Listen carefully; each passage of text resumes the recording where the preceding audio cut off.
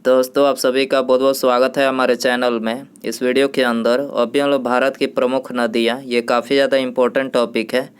इस टॉपिक से हर एग्जाम में क्वेश्चन पूछे ही जाते हैं, तो इससे रिलेटेड जो है इम्पोर्टेंट 40 क्वेश्चन इस वीडियो में देखने वाले हैं। तो दोस्तों आप इस वीडियो को बहुत ध्यान से लास्ट तक देखिए। चैनल पर नया है तो चैनल को सब्सक्राइब कर बेल आइकन यानी जो घंटी का निशान है उसे ज़रूर से ऑन कर दें, ठीक है। तो चलिए शुरू करते हैं। देखिए यहाँ पर हमारा पहला क्वेश्चन दिया गया है, निम्नलिखित में से कौन सी भारतीय नदी पश्चिम की ओर बहती है तथा अरब सागर में गिरती है। तो देखिए करेक्ट आंसर ऑप्शन ए हो जाएगा नर्मदा नदी, ठीक है। नर्मदा नदी जो है ये पश्चिम की ओर बहती है तथा अरब सागर में गिरती है। इसके अलावा नर्मदा नदी की बात करें तो नर्मदा नदी का उद्गम कहाँ से हुआ है, तो देखिए नर्मदा नदी का जो उद्गम हुआ है तो ये अमरकंटक से, आपको याद रखना है नर्मदा नदी का उद्गम कहाँ से हुआ है, अमरकंटक शिखर से हुआ है। क्वेश्चन नंबर 2 है, गंगा नदी की सहायक नदियों का पश्चिम से पूरब की ओर सही अनुक्रम कौन सा है। पश्चिम से पूरब की ओर सही अनुक्रम इसमें बताना है।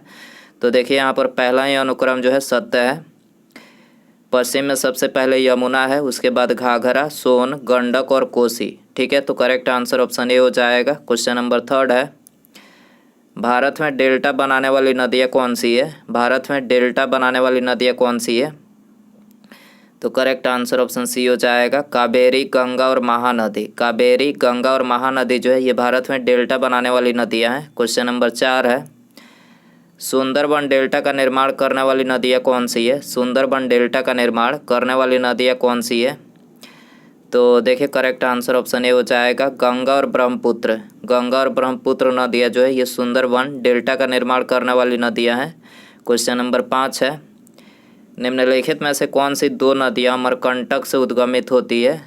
अमरकंटक से कौन सी दो नदियाँ उद्गमित होती है, तो करेक्ट आंसर ऑप्शन बी हो जाएगा नर्मदा व सोन। नर्मदा व सोन जो दो नदियाँ हैं ये अमरकंटक से उद्गमित होती है। क्वेश्चन नंबर 6 है, अरुणाचल प्रदेश में प्रवेश करने पर ब्रह्मपुत्र नदी को किस नाम से संबोधित किया जाता है। अरुणाचल प्रदेश में प्रवेश करने पर ब्रह्मपुत्र नदी को किस नाम से संबोधित किया जाता है, तो ये तिहांग के नाम से संबोधित किया जाता है, ठीक है। करेक्ट आंसर बी हो जाएगा। क्वेश्चन नंबर 7 है, मानस निम्नलिखित में से किस नदी की उपनदी है। मानस जो है किस नदी की उपनदी है, तो करेक्ट आंसर ऑप्शन डी हो जाएगा ब्रह्मपुत्र की। मानस जो है ये ब्रह्मपुत्र नदी की उपनदी है।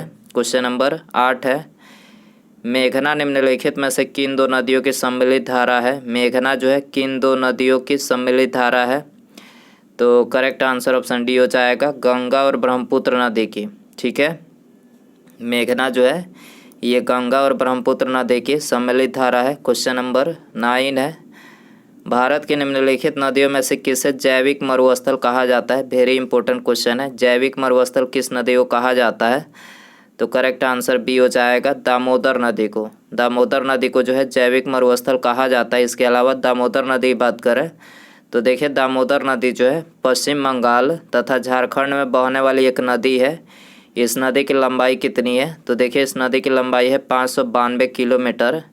और यह नदी जो है कहाँ से उद्गमित होती है, तो छोटा नागपुर पठार से। दामोदर नदी का उद्गम कहाँ से हुआ है, छोटा नागपुर पठार से, याद रखना है। क्वेश्चन नंबर 10 है, प्रायद्वीपीय भारत के निम्नलिखित में से कौन सी नदी अरब सागर में नहीं मिलती है। प्रायद्वीपीय भारत की कौन सी नदी अरब सागर में नहीं मिलती है, तो करेक्ट आंसर ऑप्शन बी हो जाएगा कावेरी नदी।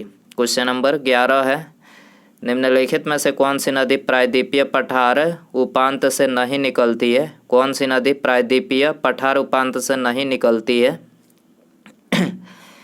तो देखिए करेक्ट आंसर ऑप्शन ए हो जाएगा यमुना नदी। यमुना नदी जो है प्रायद्वीपीय पठार उपांत से नहीं निकलती है। क्वेश्चन नंबर 12 है, निम्नलिखित में से कौन सी नदी रिफ्ट घाटी से होकर बहती है, तो करेक्ट आंसर ऑप्शन बी हो जाएगा ताप्ती नदी जो है रिफ्ट घाटी से होकर बहती है। क्वेश्चन नंबर 13 है, भारत का सबसे बड़ा ज्वारनद मुख किस नदी के मुहाने पर स्थित है। भारत का सबसे बड़ा ज्वारनद मुख किस नदी के मुहाने पर स्थित है, तो ये हुगली नदी के मुहाने पर स्थित है। करेक्ट आंसर ऑप्शन ए हो जाएगा।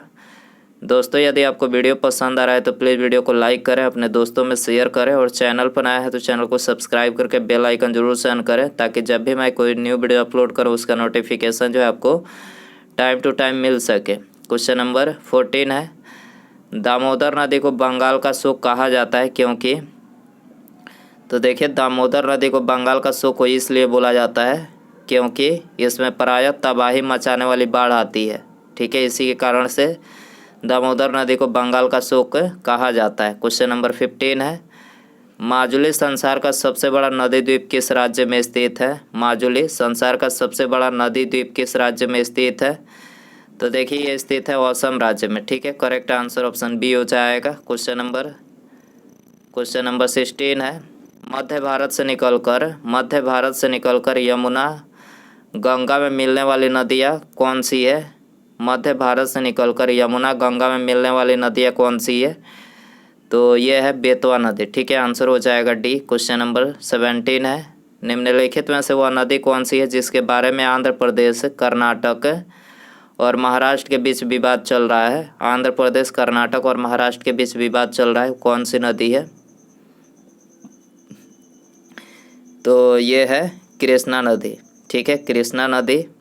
क्वेश्चन नंबर 18 है, हिमालय काटकर एवं बहकर आने वाली नदियाँ कौन सी है। हिमालय काटकर एवं बहकर आने वाली नदियाँ कौन सी है।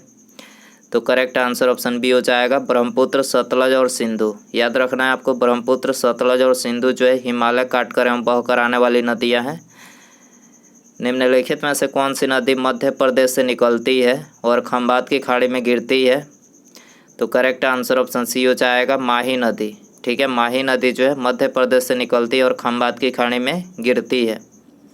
क्वेश्चन नंबर 20 है, निम्नलिखित नदियों में से किस नदी का उद्गम नेपाल में है और वह गंगा नदी में आकर मिलती है।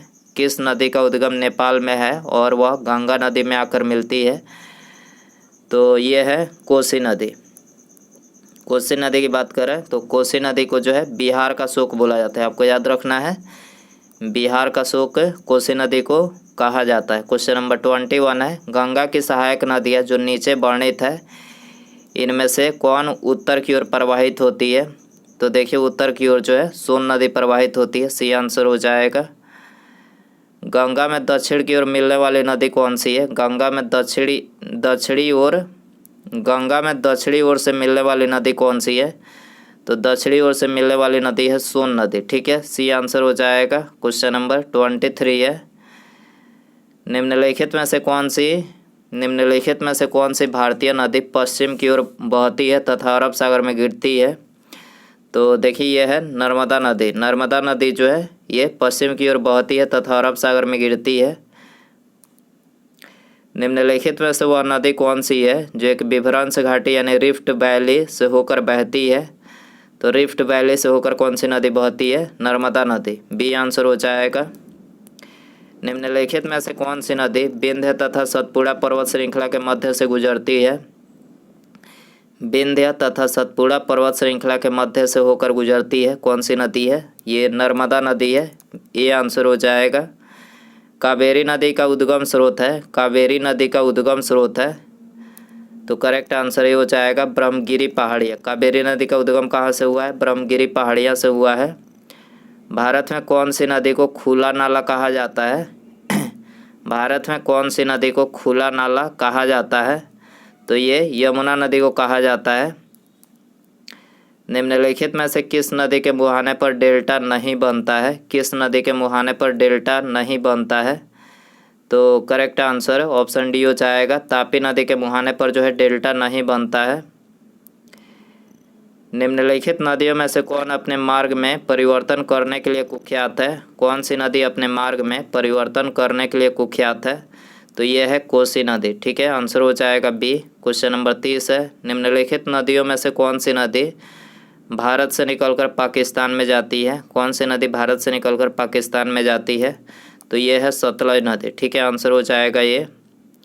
निम्नलिखित में से भारत में तलछट को प्रवाहित करने वाली प्रमुख नदी कौन सी है। भारत में तलछट को प्रवाहित करने वाली प्रमुख नदी कौन सी है। तो ये है गंगा नदी। ठीक है, करेक्ट आंसर ये हो जाएगा। गोदावरी नदी का उद्गम बिंदु है। गोदावरी नदी का उद्गम बिंदु है नासिक। ठीक है, नासिक उद्गम बिंदु है, ये आंसर हो जाएगा। नर्मदा जल विवाद न्यायाधिकरण का किन राज्यों के बीच जल के बंटवारे को सुलझाने के लिए गठन किया गया था? नर्मदा जल विवाद न्यायाधिकरण। तो करेक्ट आंसर ऑप्शन सी हो जाएगा, गुजरात, महाराष्ट्र, राजस्थान और मध्य प्रदेश। ठीक है, गुजरात, महाराष्ट्र, राजस्थान और मध्य प्रदेश राज्यों के बीच जल के बंटवारे को सुलझाने के लिए जो है नर्मदा जल विवाद न्यायाधिकरण का गठन किया गया था। निम्न नदियों में से किसका सर्वाधिक बड़ा जल ग्रहण क्षेत्र है? सर्वाधिक बड़ा जल ग्रहण क्षेत्र किसका है? तो यह है गोदावरी नदी का। ठीक है, करेक्ट आंसर सी हो जाएगा। गोदावरी नदी कहाँ से होकर बहती है? गोदावरी नदी जो है कहाँ से होकर बहती है? तो महाराष्ट्र, तेलंगाना व आंध्र प्रदेश। ठीक है, महाराष्ट्र, तेलंगाना व आंध्र प्रदेश से होकर बहती है, ये आंसर हो जाएगा। निम्नलिखित में से कौन सी नदी कच्छ के रण में समाहित होती है? कौन सी नदी कच्छ के रण में समाहित होती है? तो लूनी नदी है, बी आंसर हो जाएगा। भारत के दक्षिणी प्रायद्वीप में कौन सी नदी देश के दूसरे सबसे बड़े नदी क्षेत्र का निर्माण करती है? भारत के दक्षिणी प्रायद्वीप में कौन सी नदी देश के दूसरे सबसे बड़े नदी क्षेत्र का निर्माण करती है? तो ये है गोदावरी नदी, करेक्ट आंसर ये हो जाएगा। भारत के किस नदी को वृद्ध गंगा कहा जाता है? भारत के किस नदी को वृद्ध गंगा कहा जाता है? तो गोदावरी नदी को कहा जाता है, करेक्ट आंसर बी हो जाएगा। क्वेश्चन नंबर 39 है, सियाचिन ग्लेशियर के पिघलने से बना पानी, सियाचिन ग्लेशियर के पिघलने से बना पानी किस नदी का मुख्य स्रोत है? तो ये नुब्रा नदी का मुख्य स्रोत है। ठीक है, सियाचिन ग्लेशियर के पिघलने से बना पानी किस नदी का मुख्य स्रोत है? नुब्रा नदी का, डी आंसर हो जाएगा। उसके बाद यहाँ पर हमारा अगला क्वेश्चन है, तिब्बत में मानसरोवर झील के पास किस नदी का उद्गम स्रोत स्थित है? तिब्बत में मानसरोवर झील के पास किस नदी का उद्गम स्रोत स्थित है?